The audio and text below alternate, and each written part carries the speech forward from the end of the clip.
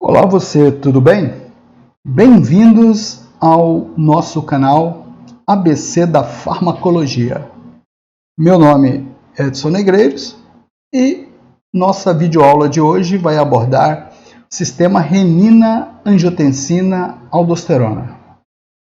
Sistema esse extremamente importante para entendermos onde e como vão agir as drogas que interferem neste referido sistema, principalmente no tratamento da hipertensão arterial sistêmica. Vamos lá então? Pois bem, esse primeiro slide eu gostaria de apresentar, mostrar para você uma panorâmica sobre o sistema, mostrando os principais atores desse sistema e o que esses atores vão determinar aqui sistemicamente, para que possamos entender um pouco de como as drogas vão auxiliar no processo do controle da hipertensão arterial. Vamos então. Bom, inicialmente nós temos a destacar que nosso fígado, o fígado produz continuamente uma substância, uma proteína chamada angiotensinogênio, uma proteína grande. Esse angiotensinogênio é colocado na corrente sanguínea, jogado na corrente sanguínea. Uma vez na corrente sanguínea, ao passar, eu aqui gostaria de explicar, antes de mais nada, eu gostaria de fazer uma explicação sobre a via clássica. Nós temos um monte de novos estudos falando várias teorias que precisam ser confirmadas, porém parece que são verdadeiras, sobre vários papéis aqui que até então eram desconhecidos. Nós vamos aqui analisar basicamente a via clássica, para que depois possamos introduzir algumas novidades aqui para você. Vamos lá então. Então, o angiotensinogênio produzido pelo fígado cai na corrente sanguínea, sofre a ação de uma protease, que é uma enzima que degrada proteínas, chamada renina. Essa renina é produzida pelas células justaglomerulares, lá nos capilarezinhos aferentes dos néfrons, lá do sistema renal. Então, a renina é produzida pelas células justaglomerulares dos rins. O que essa renina vai fazer? Ela vai quebrar o angiotensinogênio num decapeptídeo, que é uma proteína com 10 aminoácidos, chamada angiotensina 1. Essa angiotensina 1, circulante no nosso corpo, ela vai sofrer a ação de um grupo de enzimas chamada enzimas conversoras de angiotensina. Observe que eu estou colocando no plural, não enzima, enzimas, porque, conforme eu havia dito anteriormente, já foram isolados mais de um tipo de ECA. Mas vamos continuar pela via clássica. Então, a enzima ou enzimas conversoras de angiotensina, que são produzidas pela superfície do endotélio pulmonar e pela superfície do endotélio renal, esta enzima ou enzimas conversoras de angiotensina, elas vão quebrar esse decapeptídeo aqui, que é a angiotensina 1, tirar 2 aminoácidos dela e transformar num octapeptídeo chamado angiotensina 2. O que essa angiotensina 2 vai fazer, nós vamos discutir agora. Então, agora mesmo nós vamos discutir. Então, a angiotensina 2 está pronta aqui. O que eu gostaria de ressaltar para você que é importante nesse momento aqui colocar, que é uma novidade que não é muito novidade, mas que é necessário aqui para alguns colegas a gente colocar. Existe um grupo de enzimas aqui, chamadas quimases, e eu vou, no próximo slide, colocar o nomezinho dela lá, mas vamos lá. As quimases. O que essas quimases fazem? Elas convertem a angiotensina 1 em angiotensina 2 sem necessidade da ECA. Isso explica por que em alguns indivíduos, por exemplo, o captopril não funciona adequadamente. Porque você bloqueia a ECA E mesmo assim, a angiotensina 1 se transforma em angiotensina 2, sem necessidade da ECA. Não é que a droga não está funcionando porque ela não está inibindo a ECA. Não é isso. É que o organismo do indivíduo consegue converter a angiotensina 1 em 2 sem necessidade da ECA. Como o captopril, por exemplo, o enalapril, o lisinopril, só está bloqueando a ECA que as quimases ficariam soltas para poder fazer essa conversão. Aí começou-se a estudar essas quimases e observou-se recentemente, isso é um dado recente, que essas quimases são produzidas, eu não sei se... Entenda, eu não sei, não existe relato sobre isso ainda. Não sabemos se essas quimases elas são produzidas só nesses locais. Porém, foi isolado que as referidas, as quimases, elas são produzidas bastante, em grande quantidade, em endotélio vascular lesado. Olha que interessante.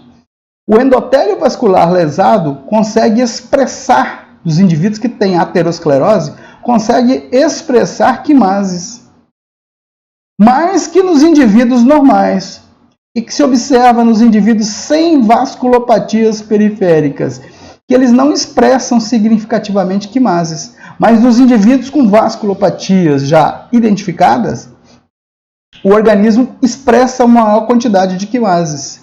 Isso é interessante porque, na verdade, é um problema. É um problema na medida em que o organismo está produzindo angiotensina 2 por uma outra rota e em indivíduos que já têm um problema de vasculopatia e pode vir a ter outros em função da ação da angiotensina 2.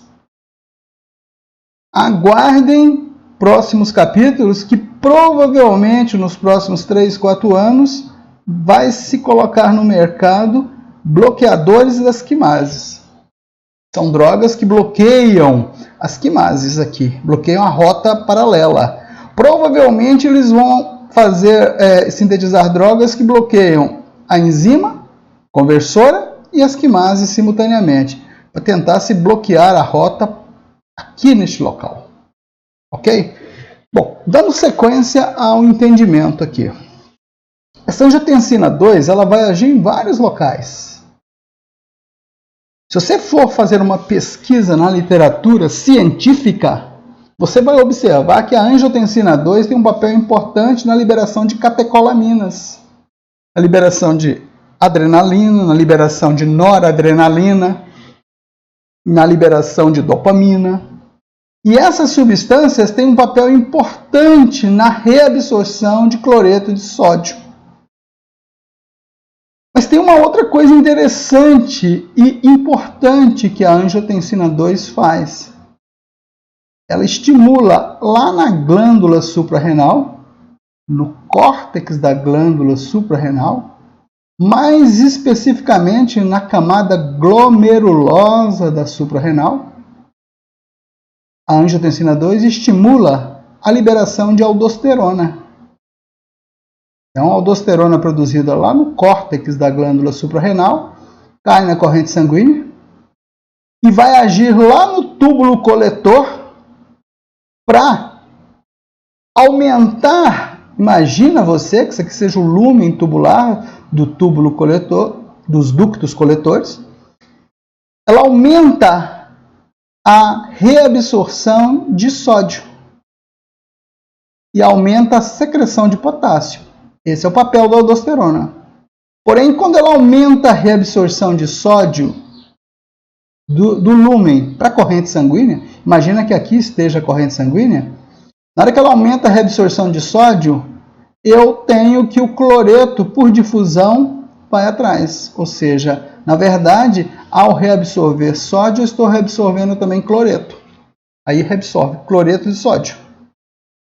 Na hora que reabsorve cloreto de sódio, você vai proporcionar um gradiente para que eu tenha uma passagem de água aqui do lúmen tubular de volta para a corrente sanguínea. Então você tem uma reabsorção aquosa importante, como consequência da ação da aldosterona. Vamos pensar. Se eu aumento a reabsorção de sódio, o cloreto vai atrás, então eu aumento a reabsorção de cloreto de sódio e água, eu estou aumentando a volemia.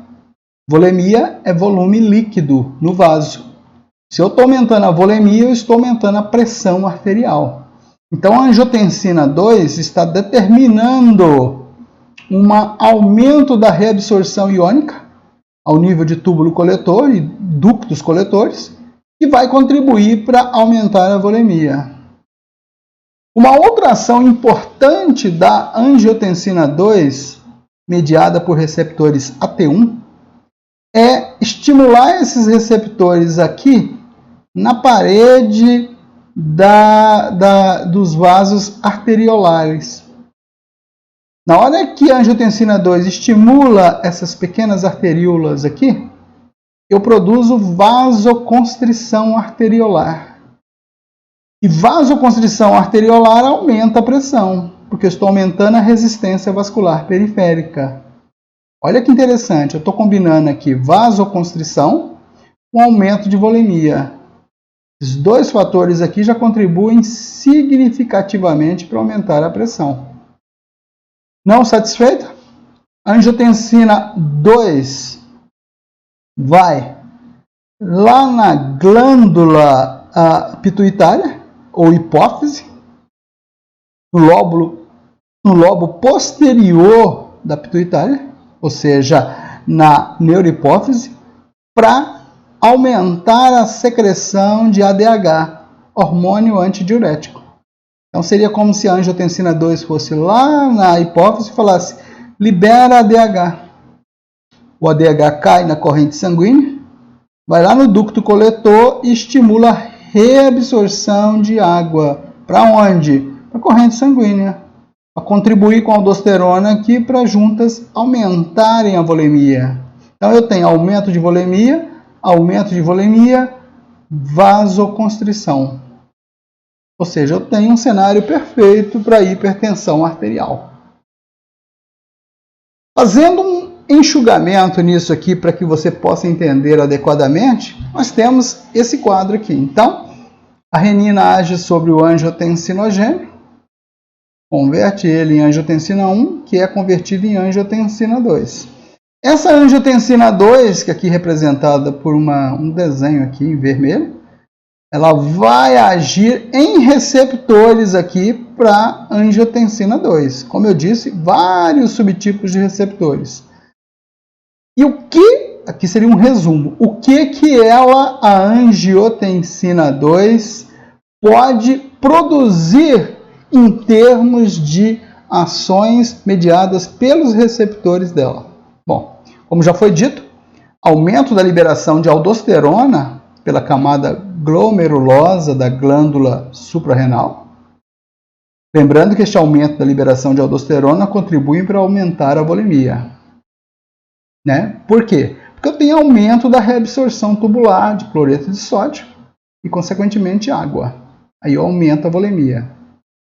Eu tenho o fenômeno da vasoconstrição arteriolar. Se eu somar o primeiro e o segundo aqui, que contribuem para aumentar a volemia, com a vasoconstrição arteriolar, somadas ao aumento da secreção do hormônio antidiurético, que também contribui para aumentar a volemia, eu tenho uma situação aqui de aumento da pressão arterial importante. Agora, importante aqui que eu não havia comentado e guardei para esse momento. Estudos avançados, inclusive eu estudei isso no meu mestrado, é interessante essa parte aqui, que a angiotensina 2 tem um papel bem importante na geração de espécies reativas de oxigênio. Na geração principalmente de citocinas. Citocinas pró-inflamatórias. Olha que interessante. E essas citocinas pró-inflamatórias, ao gerar essas espécies reativas de oxigênio aqui, entenda espécies reativas de oxigênio como sendo aqui, neste caso, radicais livres. Esses radicais livres produzem peroxidação lipídica, ou seja, em outras palavras, machucam o endotélio vascular machucado, ou seja, aumenta o dano vascular. Se eu aumento o dano vascular, você se lembra o quê? Que machucando o endotélio eu começo a produzir, olha ela aqui, as quimases. Olha que interessante. As quimases, que são exatamente enzimas que convertem a angiotensina 1 em angiotensina 2. Olha como é que as coisas estão migrando para o mesmo local. Então, o processo de vasoconstrição também produz dano vascular, e o dano vascular aumenta a expressão das quimases. É como se o organismo falasse: conseguimos produzir angiotensina 2 agora por duas vias. Olha que interessante, pela ECA e pelas quimases. Então eu tenho um processo de inflamação vascular. E isso é bem documentado. Se você colocar angiotensina 2 e citocinas, você vai ver que a angiotensina 2 vai mediar a produção de vários tipos de citocinas. Entre elas, o TNF-alfa, que é o fator de necrose tumoral alfa, que tem um papel importante na produção de moléculas de adesão e, finalmente, para aumentar a chance de formação de placas de ateroma. Olha que interessante. Então, na verdade, você tem a vasoconstrição, o aumento da volemia, a lesão vascular e o começo de um processo inflamatório com a possibilidade de formação de placa de ateroma. É uma bomba relógio. Uma outra coisa que já se sabe bastante, que é consequência da ação da angiotensina 2, é o remodelamento cardíaco. Entenda por remodelamento cardíaco o coração modificando-se a sua espessura. Olha bem, nós vamos fazer vasoconstrição nos vasos, lá nos vasos de resistência. Significa que o coração vai ter que trabalhar mais para vencer a resistência que lhe é imposta. Se o coração vai trabalhar mais para vencer a resistência que lhe é imposta, ele começa a ficar musculoso. E ao contrário do que se imagina, esta musculatura em excesso do coração, que é traduzido por hipertrofia ventricular esquerda, o ventrículo esquerdo começa a ficar mais espessado, isso é ruim. Porque chega um determinado momento em que o miócito entra em falha. E aí esse indivíduo, graças a esse remodelamento cardíaco aqui, que é uma adaptação do coração à pressão alta, esse coração começa a entrar em insuficiência cardíaca, que em última instância pode determinar um quadro de insuficiência cardíaca congestiva. Olha que interessante. Então, interferir com este sistema aqui é extremamente importante. Não é à toa que a indústria farmacêutica está atrás de bloqueadores das quimases. Ela está atrás porque sabe do papel importante e deletério que a angiotensina 2 tem quando trabalha em excesso. Porque a angiotensina 2 é importante para a gente manter a pressão arterial. Porém, quando ela trabalha em excesso, como já foi demonstrado aqui, ela é extremamente deletéria, né? Pois bem, uma vez mostrado, fazendo um ligeiro apanhado sobre esse panorama aqui, dá para a gente imaginar os gatilhos aqui, onde as drogas que nós vamos estudar nas próximas videoaulas, onde que essas drogas vão agir. Bom, nós temos os inibidores da ECA, que vão bloquear a enzima conversora de angiotensina. Futuramente, com certeza, nós vamos estar dando aula aqui falando sobre os bloqueadores de quimase. Nós temos os bloqueadores dos receptores da angiotensina 2, que são os bloqueadores para os diversos ATs, e aqui são os BRAs, que nós estamos nos referindo, são as valsartana, candesartana, losartana da vida. Há uns 12 anos atrás foram lançados os inibidores diretos da renina, e aqui no Brasil foi lançado o alisquireno, que é um bloqueador da atividade enzimática da renina. Ele bloqueia a enzima, né?